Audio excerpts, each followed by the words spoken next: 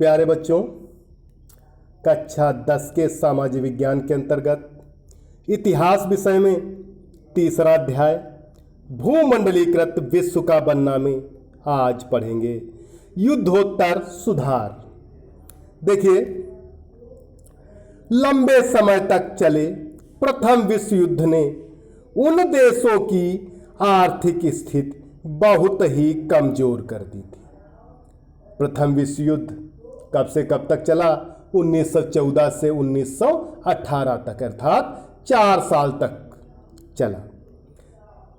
और जो देश युद्ध लड़ रहे थे उनकी आर्थिक स्थिति बहुत ही कमजोर हो गई। युद्ध के बाद आर्थिक स्थिति को पटरी पर लाने का मार्ग बहुत मुश्किल साबित हुआ।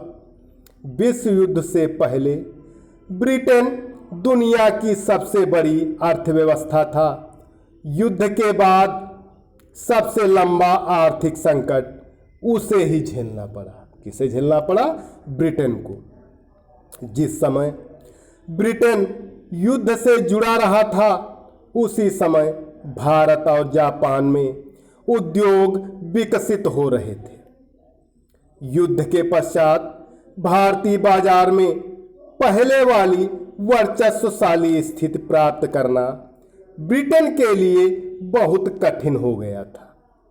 अब उसे जापान से भी मुकाबला करना था, सो अलग। युद्ध के खर्चे की पूर्ति करने के लिए ब्रिटेन ने अमेरिका से भरपूर कर्जे लिए थे। इसका परिणाम यह हुआ कि युद्ध समाप्त होने तक ब्रिटेन बहुत अधिक विदेशी कर्जों में दब चुका था। पिछले वीडियो में आपने पढ़ा कि अमेरिका पहले कर्ज लेता था लेकिन प्रथम विश्व युद्ध के पश्चात कर्जदाता हो गया। कर्जग्राही नहीं, कर्जदाता हो गया।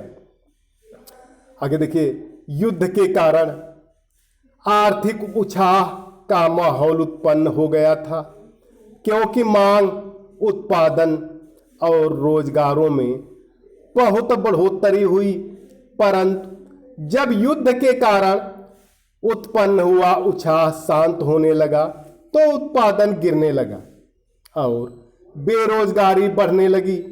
दूसरी तरफ सरकार ने भारी भरकम युद्ध संबंधी व्यय में भी कटौती प्रारंभ कर दी, जिससे शांतिकालीन करों के सहारे ही उसकी भरपाई की जा सके।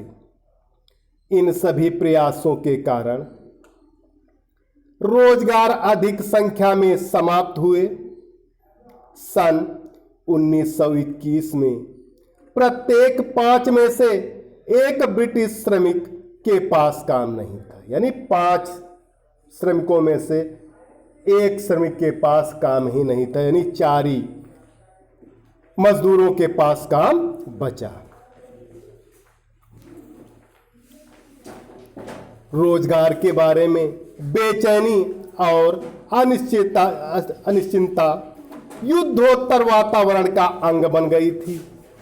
विश्व युद्ध के कारण बहुत सी कृषि आधारित अर्थव्यवस्थाएं भी संकट में आ गई थी। उदाहरण के लिए गेहूं उत्पादकों की स्थिति पर गौर कीजिए। युद्ध से पहले पूर्वी यूरोप विश्व बाजार में गेहूं की आपूर्ति वाला एक बड़ा केंद्र था। युद्ध के दौरान यह आपूर्ति अस्त व्यस्त हुई तो कनाडा, अमेरिका और ऑस्ट्रेलिया में गेहूं की पैदावार एकाएक बढ़ने लगी। परंतु जैसे ही युद्ध समाप्त हुआ, पूरी यूरोप में गेहूं की पैदावार में फिर से सुधार होने लगा और विश्व बाजारों में गेहूं की अति के हालात उत्पन्न हो गए, यानी अत्यधिक गेहूं पहुंचने लगा। इस कारण अनाज की कीमतें घट गईं। जब उत्पादन ज़्यादा होता है तो कीमत गिर जाती है। ग्रामीण आय कम हो गई और किसान भारी कर्ज संकट में फंस गए। तो प्यारे बच्चों, आज के लिए इतना ही। सभी विद्यार्थी इसे अपनी भाषा में लिखकर होमवर्क वाले ग्रुप पर अवश्य डालें। धन्यवाद।